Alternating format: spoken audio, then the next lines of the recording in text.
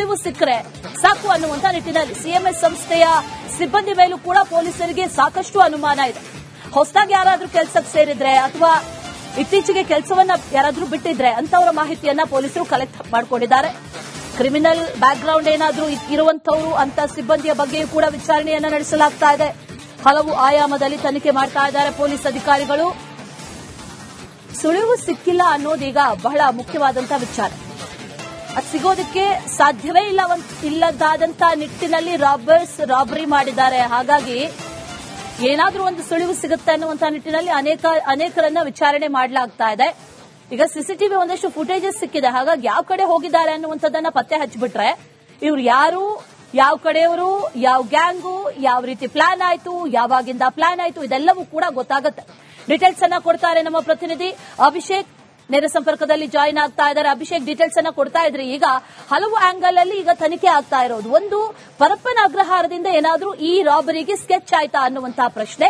ಅದರ ಜೊತೆಯಲ್ಲಿ ಸಿಎಂಎಸ್ ಸಿಬ್ಬಂದಿ ಯಾರಾದ್ರೂ ಇದರಲ್ಲಿ ಭಾಗಿಯಾಗಿದ್ದಾರಾ ಅನ್ನುವಂತ ಅನುಮಾನ. ಈ ಎರಡಕ್ಕೂ ಸಂಬಂಧಪಟ್ಟಂತೆ ಡೀಟೇಲ್ಸ್ ಏನಿದೆ?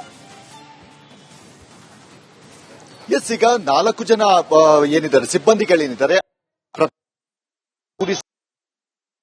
ಕೆಲಸಗಳನ್ನು ಮಾಡಿದ್ದಾರೆ. ಆದ್ರೆ 4 ಜನರು ಕೂಡ ಒಂದೇ ಮಾತಿಗೆ ಸ್ಟಿಕ್ ಆನ್ ಆಗಿದ್ದು. ಅಂದ್ರೆ ಅವರ 4 ಹೇಳಿಕೆಗಳಲ್ಲಿ ಸಾಮ್ಯತೆ ಇರುವಂತಹ ಒಂದು ಕಾರಣದಿಂದಾಗಿ ಅವರ ಮೇಲೆ ಅವರಿಂದ ಹೆಚ್ಚಿನ ಒಂದು ಡೀಟೇಲ್ಸ್ಗಳು ಸಿಗ್ತಲ್ಲ. ಅಂದ್ರೆ ಇವರಲ್ಲಿ ಯಾರಾದ್ರೂ ಒಬ್ಬರಾದ್ರೂ ಈ ರೀತಿಯಾದಂತಹ ಒಂದು ಕೃತ್ಯದಲ್ಲಿ ಭಾಗಿಯಾಗಿರುವಂತಹ ಸಾಧ್ಯತೆ ಇದೆ ಅನ್ನುವಂತಹ ಆಂಗಲ್ನಲ್ಲಿ ಪೊಲೀಸರು ನಿನ್ನೆಯಿಂದಲೇ ಅವರಿಂದ ಮಾಹಿತಿ ಕಲೆ ಹಾಕುವಂತಹ ಕೆಲಸಗಳನ್ನು ಮಾಡಿದ್ದಾರೆ. ಆದರೆ ಅವರ ನಿಖರವಾದಂತಹ ಒಂದು ಮಾಹಿತಿ ಇಲ್ಲಿಯವರೆಗೂ ಸಿಕ್ಕಿಲ್ಲ.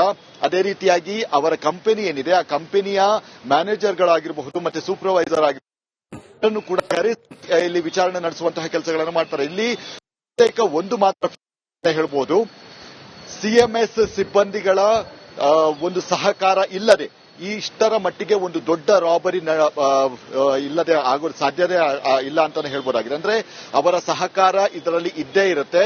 ಹೀಗಾಗಿ ಪೊಲೀಸರಿಗೆ ಬಲವಾದ ಶಂಕೆ ಇದೆ. ಅಂದ್ರೆ ಈ ಸಿಬ್ಬಂದಿಗಳಲ್ಲಿ ಯಾರೋ ಒಬ್ರು ಈ ರೀತಿಯಾದಂತಹ ಕೃತ್ಯಕ್ಕೆ ಸಹಕಾರವನ್ನ ನೀಡಿದ್ದಾರೆ ಅನ್ನುವಂತಹ ಒಂದು ವಿಚಾರವಾಗಿ ಶಂಕೆ ಇರುವಂತಹ ಕಾರಣದಿಂದಾಗಿ ನಿರಂತರವಾಗಿ ನಿನ್ನೆಯಿಂದ ಈಗಲೂ ಕೂಡ ಅವರನ್ನು ಎನ್ಕ್ವೈರಿ ಮಾಡುವಂತಹ ಒಂದು ಕೆಲಸಗಳನ್ನು ಮಾಡ್ತಾ ಇದ್ದಾರೆ. ಕೆಲವೊಂದು ರೀತಿಯಲ್ಲಿ ಅಂದ್ರೆ ಮತ್ತೊಂದು ಆಂಗಲ್ ಅಂತ ಹೇಳಿದ್ರೆ ಪರಪ್ಪನ ಅಗ್ರಹಾರದಲ್ಲಿ ಈ ಹಿಂದೆಯೂ ಕೂಡ ಅಲ್ಲಿದ್ದಂತಹ ಅಫೆಂಡರ್ಸ್ ಏನಿದ್ದಾರೆ ಅಂದ್ರೆ ಹ್ಯಾಬಿಚುವಲ್ ಅಫೆಂಡರ್ಸ್ ಏನಿದ್ದಾರೆ ಅವರು ರಿಮೋಟ್ ಇದು ಮಾಡುವಂತಹ ಮುಖಾಂತರ ಇಲ್ಲಿರುವಂತಹ ವ್ಯಕ್ತಿಗಳನ್ನ ಆಕ್ಟಿವ್ ಮಾಡಿ ತನ್ನ ಒಂದು ಸಹಚರರಿಗೆ ಈ ರೀತಿಯಾದಂತಹ ಒಂದು ಪ್ಲಾನ್ ಅನ್ನು ಕೊಟ್ಟು ಅಲ್ಲಿ ರಾಬರಿ ಸಾಧ್ಯತೆಗಳು ಕೂಡ ತೀರಾ ಹೆಚ್ಚಿದೆ ಅಂತಾನೆ ಹೇಳ್ಬೋದಾಗಿದೆ. ಈ ಆಂಗಲ್ ಪೊಲೀಸರು ಅಲ್ಲಿ ಪರಪ್ಪನ ಅಗ್ರಹಾರಕ್ಕೆ ಹೋಗಿದ್ರು. ಅಲ್ಲೇ ಒಂದಷ್ಟು ಈ ರೀತಿಯಾದಂತಹ ಒಂದು ಕೃತ್ಯದಲ್ಲಿ ಬಂಧಿಯಾಗಿರುವ ಕೈದಿಗಳ ಜೊತೆ ಒಂದು ಇಂಟರಾಕ್ಟ್ ಅನ್ನು ಕೂಡ ಮಾಡಿದ್ದಾರೆ. ಮತ್ತು ಇಂತಹ ವ್ಯಕ್ತಿಗಳು ಯಾರಿರಬಹುದು ಅನ್ನುವಂತಹ ನಿಟ್ಟಿನಲ್ಲಿ ಅಲ್ಲಿದ್ದಂತಹ ಕೆಲ ಅಫೆಂಡರ್ಸ್ಗಳಿಗೆ ಅಂದ್ರೆ ಸಹಜವಾಗಿಯೇ ಈ ರೀತಿಯಾದಂತಹ ಕೃತ್ಯಗಳ ಬಗ್ಗೆ ಕೆಲವೊಂದು ಇನ್ಫಾರ್ಮರ್ಸ್ ಆಗಿರಬಹುದು, ಕೆಲವೊಂದು ಪ್ರೊಫೆಷನಲ್ ಕೈದಿಗಳೇನಿದ್ದಾರೆ ಅಂದ್ರೆ ಆರೋಪಿಗಳೇನಿದ್ದಾರೆ ಅವರಿಗೆ ಈ ರೀತಿಯಾದಂತಹ ಕೃತ್ಯವನ್ನ ಯಾರು ಮಾಡಿದ್ದಾರೆ ಅನ್ನುವಂತಹ ಶಕ್ತಿ ಇರುತ್ತೆ. ಅಂದ್ರೆ ಅವರಿಗೆ ಅಭಿಷೇಕ್, ಥ್ಯಾಂಕ್ ಯು ಡೀಟೇಲ್ಸ್ಗೆ. ಒಂದು ಸುಳಿವು ಸಿಕ್ಕರೆ ಸಾಕು ಅನ್ನುವಂತ ನಿಟ್ಟಿನಲ್ಲಿ ಸಿಎಂಎಸ್ ಸಂಸ್ಥೆಯ ಸಿಬ್ಬಂದಿ ಮೇಲೂ ಕೂಡ ಪೊಲೀಸರಿಗೆ ಸಾಕಷ್ಟು ಅನುಮಾನ ಇದೆ. ಹೊಸದಾಗಿ ಯಾರಾದ್ರೂ ಕೆಲಸಕ್ಕೆ ಸೇರಿದ್ರೆ ಅಥವಾ ಇತ್ತೀಚೆಗೆ ಕೆಲಸವನ್ನ ಯಾರಾದ್ರೂ ಬಿಟ್ಟಿದ್ರೆ ಅಂತವರ ಮಾಹಿತಿಯನ್ನ ಪೊಲೀಸರು ಕಲೆಕ್ಟ್ ಮಾಡಿಕೊಂಡಿದ್ದಾರೆ. ಕ್ರಿಮಿನಲ್ ಬ್ಯಾಕ್ ಗ್ರೌಂಡ್ ಏನಾದ್ರೂ ಇರುವಂತವರು ಅಂತ ಸಿಬ್ಬಂದಿಯ ಬಗ್ಗೆಯೂ ಕೂಡ ವಿಚಾರಣೆಯನ್ನ ನಡೆಸಲಾಗ್ತಾ ಇದೆ. ಹಲವು ಆಯಾಮದಲ್ಲಿ ತನಿಖೆ ಮಾಡ್ತಾ ಇದ್ದಾರೆ ಪೊಲೀಸ್ ಅಧಿಕಾರಿಗಳು. ಸುಳಿವು ಸಿಕ್ಕಿಲ್ಲ ಅನ್ನೋದೀಗ ಬಹಳ ಮುಖ್ಯವಾದಂತಹ ವಿಚಾರ. ಅದು ಸಿಗೋದಕ್ಕೆ ಸಾಧ್ಯವೇ ಇಲ್ಲದಾದಂತ ನಿಟ್ಟಿನಲ್ಲಿ ರಾಬರ್ಸ್ ರಾಬರಿ ಮಾಡಿದ್ದಾರೆ. ಹಾಗಾಗಿ ಏನಾದ್ರೂ ಒಂದು ಸುಳಿವು ಸಿಗುತ್ತೆ ಅನ್ನುವಂತ ನಿಟ್ಟಿನಲ್ಲಿ ಅನೇಕರನ್ನ ವಿಚಾರಣೆ ಮಾಡಲಾಗ್ತಾ ಇದೆ.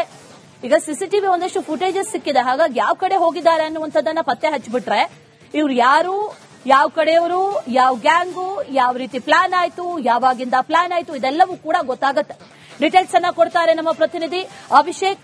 ನೇರ ಸಂಪರ್ಕದಲ್ಲಿ ಜಾಯಿನ್ ಆಗ್ತಾ ಇದ್ದಾರೆ. ಅಭಿಷೇಕ್, ಡೀಟೇಲ್ಸ್ ಅನ್ನ ಕೊಡ್ತಾ ಇದ್ರಿ. ಈಗ ಹಲವು ಆಂಗಲ್ ಅಲ್ಲಿ ಈಗ ತನಿಖೆ ಆಗ್ತಾ ಇರೋದು. ಒಂದು, ಪರಪ್ಪನ ಅಗ್ರಹಾರದಿಂದ ಏನಾದ್ರೂ ಈ ರಾಬರಿಗೆ ಸ್ಕೆಚ್ ಆಯ್ತಾ ಅನ್ನುವಂತಹ ಪ್ರಶ್ನೆ. ಅದರ ಜೊತೆಯಲ್ಲಿ ಸಿಎಂಎಸ್ ಸಿಬ್ಬಂದಿ ಯಾರಾದ್ರೂ ಇದರಲ್ಲಿ ಭಾಗಿಯಾಗಿದ್ದಾರಾ ಅನ್ನುವಂತ ಅನುಮಾನ. ಈ ಎರಡಕ್ಕೂ ಸಂಬಂಧಪಟ್ಟಂತೆ ಡೀಟೇಲ್ಸ್ ಏನಿದೆ? ಎಸ್, ಈಗ 4 ಜನ ಏನಿದ್ದಾರೆ ಸಿಬ್ಬಂದಿಗಳೇನಿದ್ದಾರೆ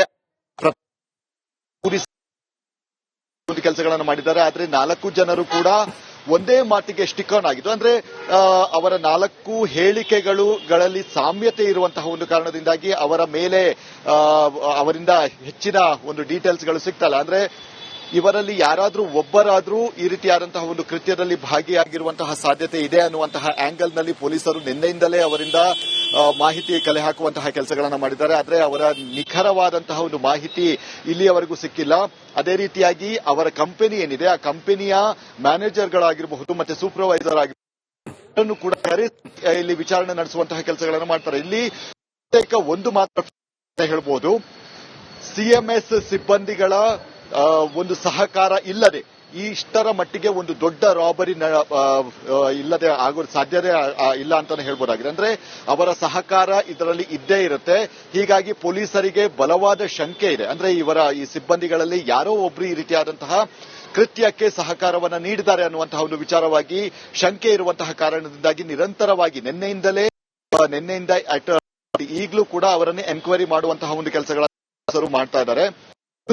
ಕೆಲವೊಂದು ರೀತಿಯಲ್ಲಿ ಅಂದ್ರೆ ಮತ್ತೊಂದು ಆಂಗಲ್ ಅಂತ ಹೇಳಿದ್ರೆ ಪರಪ್ಪನ ಅಗ್ರಹಾರದಲ್ಲಿ ಈ ಹಿಂದೆಯೂ ಕೂಡ ಅಲ್ಲಿದ್ದಂತಹ ಅಫೆಂಡರ್ಸ್ ಏನಿದ್ದಾರೆ ಅಂದ್ರೆ ಹ್ಯಾಬಿಚುವಲ್ ಅಫೆಂಡರ್ಸ್ ಏನಿದ್ದಾರೆ ಅವರು ರಿಮೋಟ್ ಇದು ಮಾಡುವಂತಹ ಮುಖಾಂತರ ಇಲ್ಲಿರುವಂತಹ ವ್ಯಕ್ತಿಗಳನ್ನ ಆಕ್ಟಿವ್ ಮಾಡಿ ತನ್ನ ಒಂದು ಸಹಚರರಿಗೆ ಈ ರೀತಿಯಾದಂತಹ ಒಂದು ಪ್ಲಾನ್ ಅನ್ನು ಕೊಟ್ಟು ಅಲ್ಲಿ ರಾಬರಿ ಸಾಧ್ಯತೆಗಳು ಕೂಡ ತೀರಾ ಹೆಚ್ಚಿದೆ ಅಂತಾನೆ ಹೇಳ್ಬೋದಾಗಿದೆ.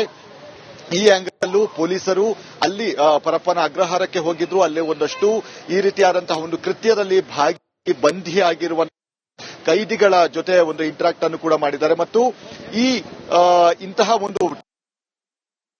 ವ್ಯಕ್ತಿಗಳು ಯಾರಿರಬಹುದು ಅನ್ನುವಂತಹ ನಿಟ್ಟಿನಲ್ಲಿ ಅಲ್ಲಿದ್ದಂತಹ ಕೆಲ ಅಫೆಂಡರ್ಸ್ಗಳಿಗೆ ಅಂದ್ರೆ ಸಹಜವಾಗಿಯೇ ಈ ರೀತಿಯಾದಂತಹ ಕೃತ್ಯಗಳ ಬಗ್ಗೆ ಕೆಲವೊಂದು ಇನ್ಫಾರ್ಮರ್ಸ್ ಆಗಿರಬಹುದು, ಕೆಲವೊಂದು ಪ್ರೊಫೆಷನಲ್ ಕೈದಿಗಳೇನಿದ್ದಾರೆ ಅಂದ್ರೆ ಆರೋಪಿಗಳೇನಿದ್ದಾರೆ ಅವರಿಗೆ ಈ ರೀತಿಯಾದಂತಹ ಕೃತ್ಯವನ್ನ ಯಾರು ಮಾಡಿದ್ದಾರೆ ಅನ್ನುವಂತಹ ಶಕ್ತಿ ಇರುತ್ತೆ. ಅಂದ್ರೆ ಅವರಿಗೆ ಅಭಿಷೇಕ್, ಥ್ಯಾಂಕ್ ಯು ಡೀಟೇಲ್ಸ್ಗೆ. ಒಂದು ಸುಳಿವು ಸಿಕ್ಕರೆ ಸಾಕು ಅನ್ನುವಂತ ನಿಟ್ಟಿನಲ್ಲಿ ಸಿಎಂಎಸ್ ಸಂಸ್ಥೆಯ ಸಿಬ್ಬಂದಿ ಮೇಲೂ ಕೂಡ ಪೊಲೀಸರಿಗೆ ಸಾಕಷ್ಟು ಅನುಮಾನ ಇದೆ. ಹೊಸದಾಗಿ ಯಾರಾದ್ರೂ ಕೆಲಸಕ್ಕೆ ಸೇರಿದ್ರೆ ಅಥವಾ ಇತ್ತೀಚೆಗೆ ಕೆಲಸವನ್ನ ಯಾರಾದ್ರೂ ಬಿಟ್ಟಿದ್ರೆ ಅಂತವರ ಮಾಹಿತಿಯನ್ನ ಪೊಲೀಸರು ಕಲೆಕ್ಟ್ ಮಾಡಿಕೊಂಡಿದ್ದಾರೆ.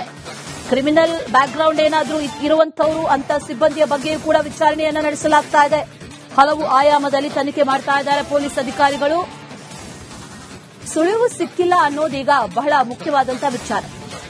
ಅದು ಸಿಗೋದಕ್ಕೆ ಸಾಧ್ಯವೇ ಇಲ್ಲದಾದಂತಹ ನಿಟ್ಟಿನಲ್ಲಿ ರಾಬರಿ ಮಾಡಿದ್ದಾರೆ. ಹಾಗಾಗಿ ಏನಾದ್ರೂ ಒಂದು ಸುಳಿವು ಸಿಗುತ್ತೆ ಅನ್ನುವಂತಹ ನಿಟ್ಟಿನಲ್ಲಿ ಅನೇಕರನ್ನ ವಿಚಾರಣೆ ಮಾಡಲಾಗ್ತಾ ಇದೆ. ಈಗ ಸಿಸಿಟಿವಿ ಒಂದಷ್ಟು ಫುಟೇಜಸ್ ಸಿಕ್ಕಿದೆ. ಹಾಗಾಗಿ ಯಾವ ಕಡೆ ಹೋಗಿದ್ದಾರೆ ಅನ್ನುವಂಥದ್ದನ್ನ ಪತ್ತೆ ಹಚ್ಚಿಬಿಟ್ರೆ ಇವ್ರು ಯಾರು, ಯಾವ ಕಡೆಯವರು, ಯಾವ ಗ್ಯಾಂಗು, ಯಾವ ರೀತಿ ಪ್ಲಾನ್ ಆಯ್ತು, ಯಾವಾಗಿಂದ ಪ್ಲಾನ್ ಆಯ್ತು, ಇದೆಲ್ಲವೂ ಕೂಡ ಗೊತ್ತಾಗುತ್ತೆ. ಡೀಟೇಲ್ಸ್ ಅನ್ನ ಕೊಡ್ತಾರೆ ನಮ್ಮ ಪ್ರತಿನಿಧಿ ಅಭಿಷೇಕ್. ನೇರ ಸಂಪರ್ಕದಲ್ಲಿ ಜಾಯಿನ್ ಆಗ್ತಾ ಇದ್ದಾರೆ. ಅಭಿಷೇಕ್, ಡೀಟೇಲ್ಸ್ ಅನ್ನ ಕೊಡ್ತಾ ಇದ್ರೆ ಈಗ ಹಲವು ಆಂಗಲ್ ಅಲ್ಲಿ ಈಗ ತನಿಖೆ ಆಗ್ತಾ ಇರೋದು. ಒಂದು, ಪರಪ್ಪನ ಅಗ್ರಹಾರದಿಂದ ಏನಾದ್ರೂ ಈ ರಾಬರಿಗೆ ಸ್ಕೆಚ್ ಆಯ್ತಾ ಅನ್ನುವಂತಹ ಪ್ರಶ್ನೆ. ಅದರ ಜೊತೆಯಲ್ಲಿ ಸಿಎಂಎಸ್ ಸಿಬ್ಬಂದಿ ಯಾರಾದ್ರೂ ಇದರಲ್ಲಿ ಭಾಗಿಯಾಗಿದ್ದಾರಾ ಅನ್ನುವಂತ ಅನುಮಾನ. ಈ ಎರಡಕ್ಕೂ ಸಂಬಂಧಪಟ್ಟಂತೆ ಡೀಟೇಲ್ಸ್ ಏನಿದೆ? ಎಸ್, ಈಗ 4 ಜನ ಏನಿದ್ದಾರೆ ಸಿಬ್ಬಂದಿಗಳೇನಿದ್ದಾರೆ ಕೆಲಸಗಳನ್ನು ಮಾಡಿದ್ದಾರೆ. ಆದ್ರೆ 4 ಜನರು ಕೂಡ ಒಂದೇ ಮಾತಿಗೆ ಸ್ಟಿಕ್ ಆನ್ ಆಗಿದ್ದು. ಅಂದ್ರೆ ಅವರ 4 ಹೇಳಿಕೆಗಳಲ್ಲಿ ಸಾಮ್ಯತೆ ಇರುವಂತಹ ಒಂದು ಕಾರಣದಿಂದಾಗಿ ಅವರ ಮೇಲೆ ಅವರಿಂದ ಹೆಚ್ಚಿನ ಒಂದು ಡೀಟೇಲ್ಸ್ಗಳು ಸಿಗ್ತಲ್ಲ. ಅಂದ್ರೆ ಇವರಲ್ಲಿ ಯಾರಾದ್ರೂ ಒಬ್ಬರಾದ್ರೂ ಈ ರೀತಿಯಾದಂತಹ ಒಂದು ಕೃತ್ಯದಲ್ಲಿ ಭಾಗಿಯಾಗಿರುವಂತಹ ಸಾಧ್ಯತೆ ಇದೆ ಅನ್ನುವಂತಹ ಆಂಗಲ್ ನಲ್ಲಿ ಪೊಲೀಸರು ನಿನ್ನೆಯಿಂದಲೇ ಅವರಿಂದ ಮಾಹಿತಿ ಕಲೆ ಹಾಕುವಂತಹ ಕೆಲಸಗಳನ್ನು ಮಾಡಿದ್ದಾರೆ. ಆದ್ರೆ ಅವರ ನಿಖರವಾದಂತಹ ಒಂದು ಮಾಹಿತಿ ಇಲ್ಲಿಯವರೆಗೂ ಸಿಕ್ಕಿಲ್ಲ. ಅದೇ ರೀತಿಯಾಗಿ ಅವರ ಕಂಪನಿ ಏನಿದೆ ಆ ಕಂಪನಿಯ ಮ್ಯಾನೇಜರ್ಗಳಾಗಿರಬಹುದು ಮತ್ತೆ ಸೂಪರ್ವೈಸರ್ ಆಗಿರಬಹುದು ಕೂಡ ಇಲ್ಲಿ ವಿಚಾರಣೆ ನಡೆಸುವಂತಹ ಕೆಲಸಗಳನ್ನು ಮಾಡ್ತಾರೆ. ಇಲ್ಲಿ ಒಂದು ಮಾತ್ರ ಹೇಳ್ಬೋದು, ಸಿಎಂಎಸ್ ಸಿಬ್ಬಂದಿಗಳ ಒಂದು ಸಹಕಾರ ಇಲ್ಲದೆ ಇಷ್ಟರ ಮಟ್ಟಿಗೆ ಒಂದು ದೊಡ್ಡ ರಾಬರಿ ಇಲ್ಲದೆ ಆಗೋ ಸಾಧ್ಯತೆ ಇಲ್ಲ ಅಂತಾನೆ ಹೇಳ್ಬೋದಾಗಿದೆ. ಅಂದ್ರೆ ಅವರ ಸಹಕಾರ ಇದರಲ್ಲಿ ಇದ್ದೇ ಇರುತ್ತೆ. ಹೀಗಾಗಿ ಪೊಲೀಸರಿಗೆ ಬಲವಾದ ಶಂಕೆ ಇದೆ. ಅಂದ್ರೆ ಈ ಸಿಬ್ಬಂದಿಗಳಲ್ಲಿ ಯಾರೋ ಒಬ್ರು ಈ ರೀತಿಯಾದಂತಹ ಕೃತ್ಯಕ್ಕೆ ಸಹಕಾರವನ್ನ ನೀಡಿದ್ದಾರೆ ಅನ್ನುವಂತಹ ಒಂದು ವಿಚಾರವಾಗಿ ಶಂಕೆ ಇರುವಂತಹ ಕಾರಣದಿಂದಾಗಿ ನಿರಂತರವಾಗಿ ನಿನ್ನೆಯಿಂದ ಈಗಲೂ ಕೂಡ ಅವರನ್ನು ಎನ್ಕ್ವೈರಿ ಮಾಡುವಂತಹ ಒಂದು ಕೆಲಸಗಳನ್ನು ಮಾಡ್ತಾ ಇದ್ದಾರೆ. ಕೆಲವೊಂದು ರೀತಿಯಲ್ಲಿ ಅಂದ್ರೆ ಮತ್ತೊಂದು ಆಂಗಲ್ ಅಂತ ಹೇಳಿದ್ರೆ ಪರಪ್ಪನ ಅಗ್ರಹಾರದಲ್ಲಿ ಈ ಹಿಂದೆಯೂ ಕೂಡ ಅಲ್ಲಿದ್ದಂತಹ ಅಫೆಂಡರ್ಸ್ ಏನಿದ್ದಾರೆ ಅಂದ್ರೆ ಹ್ಯಾಬಿಚುವಲ್ ಅಫೆಂಡರ್ಸ್ ಏನಿದ್ದಾರೆ ಅವರು ರಿಮೋಟ್ ಇದು ಮಾಡುವಂತಹ ಮುಖಾಂತರ ಇಲ್ಲಿರುವಂತಹ ವ್ಯಕ್ತಿಗಳನ್ನ ಆಕ್ಟಿವ್ ಮಾಡಿ ತನ್ನ ಒಂದು ಸಹಚರರಿಗೆ ಈ ರೀತಿಯಾದಂತಹ ಒಂದು ಪ್ಲಾನ್ ಅನ್ನು ಕೊಟ್ಟು ಅಲ್ಲಿ ರಾಬರಿ ಸಾಧ್ಯತೆಗಳು ಕೂಡ ತೀರಾ ಹೆಚ್ಚಿದೆ ಅಂತಾನೆ ಹೇಳ್ಬೋದಾಗಿದೆ. ಈ ಆಂಗಲ್ ಪೊಲೀಸರು ಅಲ್ಲಿ ಪರಪ್ಪನ ಅಗ್ರಹಾರಕ್ಕೆ ಹೋಗಿದ್ರು. ಅಲ್ಲಿ ಒಂದಷ್ಟು ಈ ರೀತಿಯಾದಂತಹ ಒಂದು ಕೃತ್ಯದಲ್ಲಿ ಬಂಧಿಯಾಗಿರುವ ಕೈದಿಗಳ ಜೊತೆ ಒಂದು ಇಂಟರಾಕ್ಟ್ ಅನ್ನು ಕೂಡ ಮಾಡಿದ್ದಾರೆ ಮತ್ತು ಈ ಇಂತಹ ವ್ಯಕ್ತಿಗಳು ಯಾರಿರಬಹುದು ಅನ್ನುವಂತಹ ನಿಟ್ಟಿನಲ್ಲಿ ಅಲ್ಲಿದ್ದಂತಹ ಕೆಲ ಅಫೆಂಡರ್ಸ್ಗಳಿಗೆ ಅಂದ್ರೆ ಸಹಜವಾಗಿಯೇ ಈ ರೀತಿಯಾದಂತಹ ಕೃತ್ಯಗಳ ಬಗ್ಗೆ ಕೆಲವೊಂದು ಇನ್ಫಾರ್ಮರ್ಸ್ ಆಗಿರಬಹುದು, ಕೆಲವೊಂದು ಪ್ರೊಫೆಷನಲ್ ಕೈದಿಗಳೇನಿದ್ದಾರೆ ಅಂದ್ರೆ ಆರೋಪಿಗಳೇನಿದ್ದಾರೆ ಅವರಿಗೆ ಈ ರೀತಿಯಾದಂತಹ ಕೃತ್ಯವನ್ನ ಯಾರು ಮಾಡಿದ್ದಾರೆ ಅನ್ನುವಂತಹ ಶಕ್ತಿ ಇರುತ್ತೆ. ಅಂದ್ರೆ ಅವರಿಗೆ ರೈಟ್ ಅಭಿಷೇಕ್, ಥ್ಯಾಂಕ್ ಯು ಡೀಟೇಲ್ಸ್ಗೆ.